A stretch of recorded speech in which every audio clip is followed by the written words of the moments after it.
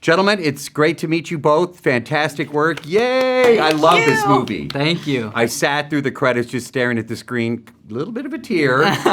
Here's my man card. But tell me that we got an audience here today. They laughed. Tell me you had a blast doing this. Oh, it was so much fun. It was awesome. Yeah. It was such a different experience for both of us, I think, than what we're used to in live action. Because recording animation, recording like voiceover, you do it before they animate anything, so it's a very different experience. You have to imagine everything and portray it through your voice. So a follow-up to that, and wouldn't even my questions, but I wanted to ask, did you get to work together? Because I know in a lot of animated movies, you don't get to work together. For the most part, we didn't get to work Yes. together, but we did get to do a couple of sequences together. We did a couple sessions together. And then, other than that, we recorded for the most part with our amazing director, Jill. Yeah, she's great. What made this movie special for you both? We'll start with you. I think its connection to Asian culture is really cool. Also, being part of a movie with a female character as kind of the hero of the story, and taking an audience through China is also really cool because I've never been to China, so being able to see it was amazing. Same question for you. I think just the universal story that it portrays, the story of like finding yourself and all the characters. It's really just a story about family. Like, I love the themes of the movie. And also how gorgeous the scenery was. Throughout the movie, you see all these scenes of beautiful locations in China, and I think that was really special. A lot of the scenes, like the Leishan Buddha, are often of locations that you don't really think of when you go to China. So I think that was really special. The music, too, for me. I Yes. really like the score. Of course. The soundtrack is just powerful in this movie. I was like, wow. All the violin music. Yes, beautiful. Beautiful. I think maybe that's why I was kind of doing the Maybe. You're thinking, I don't know why I keep doing this to represent the teardrop. I'm not crying right now. Your grandfather, you claim to fame a little bit. One of the first guys to, well, a lot actually. My business partner and our producer that will be putting these together, John Stenval, he is actually was inspired by grandfather. Researched him years ago. He climbs now. Wow. My friend does.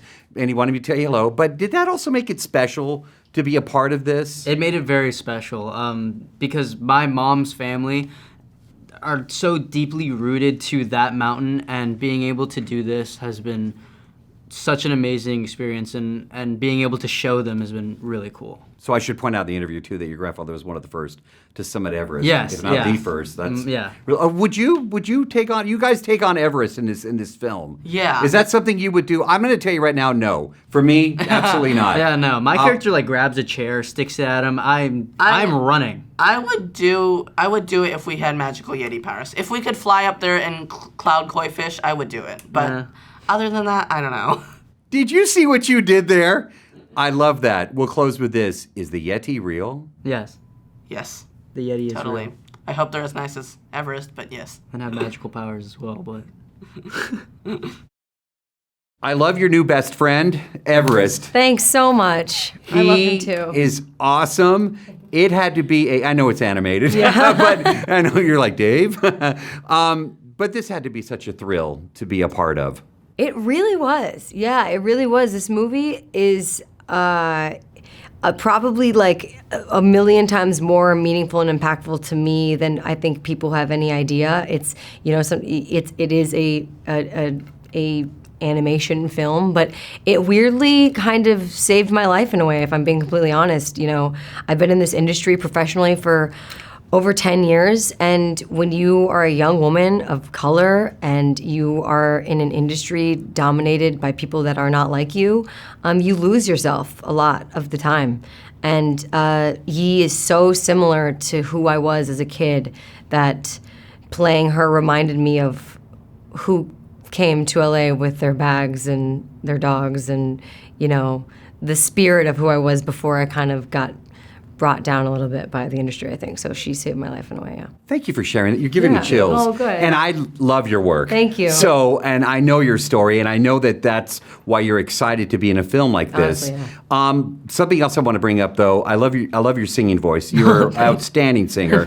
And this is very music-driven. I love the score, the music in this one. Was that something else that was special to you? Oh, it killed me. I mean, when the Coldplay song comes on during that bit, you're like, everyone is just, you can't not weep when you hear that song. And I know that Jill wrote the movie a lot of listening to that record and that song, so that movie kind of lives in that place where you're like, am I about to cry or am I about to laugh? I don't really know, but I love that her outlet and her way of kind of communicating and expressing herself and really being her is those moments with her violin and those for me, those were always, it looked more crazy when I was a kid because I didn't play violin. I just was acting by myself on the street, which is a little bit of a weirder thing to do than just play, an instrument. But she, it's such a cool, it's so cool. It's also, violin is something that's not associated with being, like, it's not mainstream, quote unquote, cool, the way that guitar is, the way that, other instruments are, the drums, there's more of a swag to those. And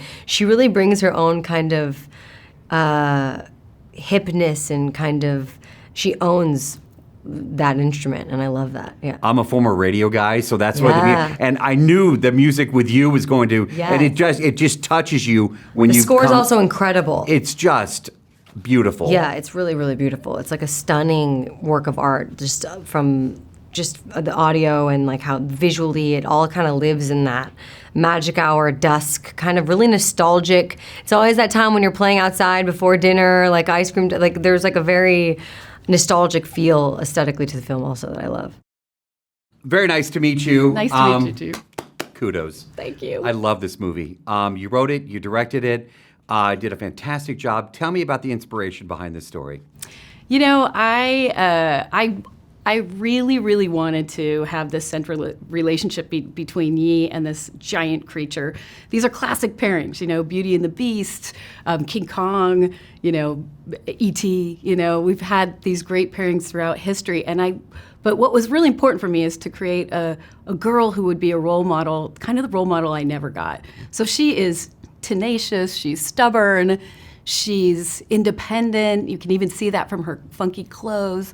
And she is kind of that kid that never gives up, right? Which is great. And sometimes that gets her into trouble. She leaps before she looks, and then suddenly everything's a mess, right? And I love that about her. And I was so excited to create a strong role model in her. But I love the fact that even grown-ups it appeals to, and even young girls, young people in general will look up to this story and say, "Wow, that it's inspiring." But even as a grown-up, I left the theater going, "Oh, wow, I can do it." It's kind of like I'm ready to go and do whatever. And I don't know if that was your intention, but if it was, it worked on me. Get on your koi fish, right? Big time, big time. So. You're a dog lover, as I am. Everybody who's watching right now knows I talk about my Liam all the time. Oh. Dogs played an influence in getting this going. They did. And I have had big dogs my whole life. I've had Great Danes. Right now I have 200-pound bloodhounds. And the greatest thing is, especially with big dogs, they are another person in your life, in your house, that you live with day to day. And the thing that I love about dogs is that you have this nonverbal communication with them. You know exactly when they're hungry, when they're pissed off at you, when they're excited.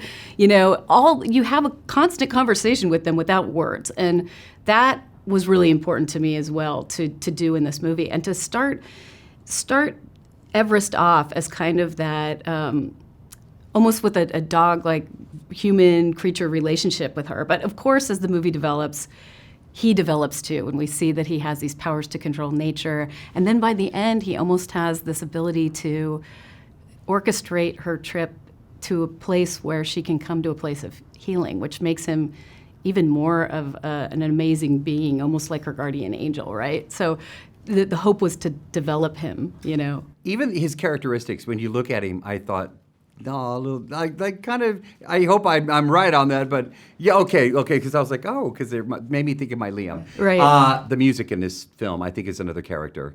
The score, the soundtrack, I don't want to ruin anything, but there's one particular song, and you know what I'm talking about. I know what you're talking about Not right a now. dry eye in the house. And so you really, tell me about the process of picking the right music, the right sound for this film. Well, the violin, I had always wanted to be a voice for Yi, and I just love the idea that there's an instrument involved in this movie. The violin sounds like a voice, and in that scene that you were just talking about, that sometimes when you can't express things in words, you can express them in other ways. Like she expresses herself through her violin, and what is great is that instead of me having to write some terrible speech, she plays and everyone's putting their own interpretation into that, right? Which makes it personal to everyone in the audience. And Rupert Gregson-Williams, he's my composer. He was such a fantastic partner in this. He killed it in this score. He wrote the themes for Yi. He wrote the counter harmonies with Everest humming. In fact, that is him. The hum is Rupert. I'm outing him right now. And he just put together a score that is as magical as the movie. It was perfect pairing. So it's been a joy to work on this. I always write to music when I'm writing. I write to scores or to music. In that particular song that you mentioned, I had written that sequence to that song. And then we approached the band. I don't want to give it all away, but they allowed us to use it, and it's so powerful. The words are just perfect.